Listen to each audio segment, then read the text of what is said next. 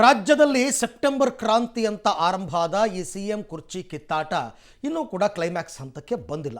ಈಗ ಸದ್ಯಕ್ಕಿದು ದೆಹಲಿಗೆ ಶಿಫ್ಟ್ ಆಗಿದೆ ಅಂತಕ್ಕಂಥದ್ದು.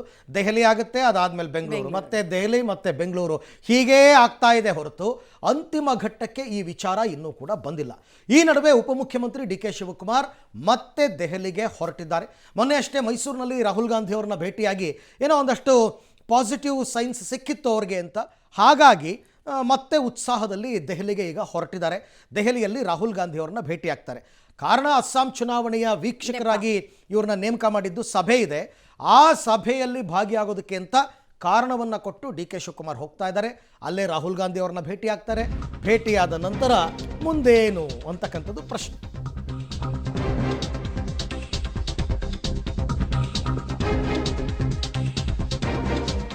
ಕಾಂಗ್ರೆಸ್ ಸಿಎಂ ಕುರ್ಚಿ ಕದನ ಈಗ ದೆಹಲಿಗೆ ಶಿಫ್ಟ್ ಆಗಿದೆ. ಇವತ್ತು ರಾಹುಲ್ ಗಾಂಧಿ ಜೊತೆ ಡಿ ಕೆ ಶಿವಕುಮಾರ್ ಅವರ ಮಾತುಕತೆ ನಡೆಯುತ್ತೆ. ದೆಹಲಿಯಲ್ಲಿ ರಾಹುಲ್ ಗಾಂಧಿ ಭೇಟಿಯಾಗಲಿದ್ದಾರೆ. ಡಿ ಕೆ ಶಿವಕುಮಾರ್ ತಮ್ಮ ಪಾಲಿನ ಪವರ್ ಕ್ಲೇಮ್ಗೆ ಪಟ್ಟು ಹಿಡಿತಾರಾ ಅಂದರೆ ಅದೊಂದೇ ದಾರಿ ಇರೋದು, ಇನ್ನೇನೂ ಇಲ್ಲ. ಇರೋದೇ ಅದೊಂದು ಕಾರಣ. ಡಿ ಕೆ ಕ್ಲೇಮ್ಗೆ ರಾಹುಲ್ ಉತ್ತರ ಏನು ಅನ್ನುವಂತಹ ಕುತೂಹಲ. ಮೊನ್ನೆಯೆಲ್ಲ ಆಯಿತು, ಡೆಲ್ಲಿಗೆ ಬನ್ನಿ ಮಾತುಕತೆ ಆಡೋಣ ಅಂತ ರಾಹುಲ್ ಗಾಂಧಿ ಅವರು ಏನೋ ಒಂದು ಸೂಚನೆಯನ್ನು ಕೊಟ್ಟಿದ್ದರು. ಡಿ ಕೆ ಶಿವಕುಮಾರ್ ಲೆಕ್ಕಾಚಾರ ಏನಂದರೆ, ನೀವು ಬಜೆಟ್ ಆದಮೇಲೆ ಅಧಿಕಾರ ಹಸ್ತಾಂತರ ಮಾಡಿ ಪರವಾಗಿಲ್ಲ, ಬಟ್ ಏನು ಡಿಸೈಡ್ ಆಗಬೇಕು ಈಗ ಆಗ್ಬಿಡ್ಲಿ ಅಂತ ಅವ್ರ ಲೆಕ್ಕಾಚಾರ. ಬಟ್ ಯಾಕೋ ಹೈಕಮಾಂಡ್ ಮಾತ್ರ ಅದಕ್ಕೆ ಮನಸ್ಸು ಮಾಡ್ತಾ ಇಲ್ಲ. ಇವತ್ತಾದರೂ ಸಭೆಯಲ್ಲಿ ಈ ಎಲ್ಲ ವಿಚಾರ ಮಾತಾಡೋದಕ್ಕೆ ಅವಕಾಶ ಸಿಗುತ್ತಾ ಗೊತ್ತಿಲ್ಲ. ಮೊನ್ನೆ ಒಂದಷ್ಟು ವಿಚಾರಗಳು ನಾವು ಚರ್ಚೆ ಮಾಡಿದ್ವಿ, ಅದನ್ನು ಬಹಿರಂಗವಾಗಿ ಹೇಳೋಕ್ಕಾಗಲ್ಲ ಅಂತ ಡಿ ಕೆ ಶಿವಕುಮಾರ್ ಅವರು ಹೇಳಿದರು. ಅಲ್ಲೂ ಒಂದು ಸಸ್ಪೆನ್ಸ್ ಕ್ರಿಯೇಟ್ ಮಾಡಿಬಿಟ್ರು. ಅಲ್ಲೂ ಕ್ರಿಯೇಟ್ ಮಾಡಿದ್ರು. ಅದು ಮಾಡ್ಕೊಂಡೇ ಬರ್ತಾ ಇದ್ದಾರೆ ಅವರು. ಕಳೆದ 4-5 ತಿಂಗಳಿಂದ ಇದನ್ನೇ ಮಾಡ್ಕೊಂಡು ಬರ್ತಾ ಇದ್ದಾರೆ. ಇನ್ನೇನೋ ಮುಗಿದೋಯ್ತು, ಎಲ್ಲ ತಣ್ಣಗಾಯ್ತು ಅನ್ಬೇಕಾದ್ರೆ ಒಂದು ಪೋಸ್ಟ್ ಹಾಕ್ಬಿಡೋದು, ಪ್ರಾರ್ಥನೆ ವಿಫಲವಾದರೂ ಅಲ್ಲ, ಪ್ರಯತ್ನ ವಿಫಲವಾದರೂ ಪ್ರಾರ್ಥನೆ ವಿಫಲವಾಗಲ್ಲ ಅಂತ, ಮತ್ತದ್ರ ಬಗ್ಗೆ ಚರ್ಚೆ.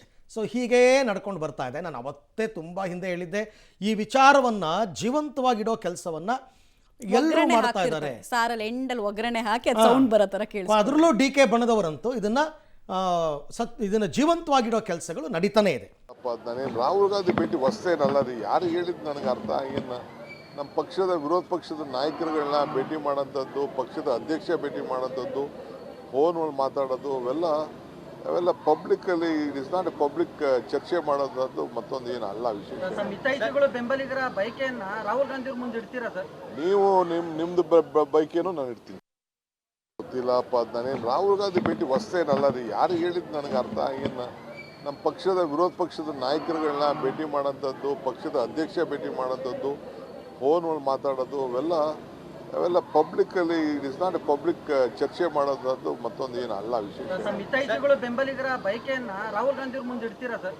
ನೀವು ನಿಮ್ದು ಬೈಕೇನೋ ನಾನು ಇಡ್ತೀನಿ.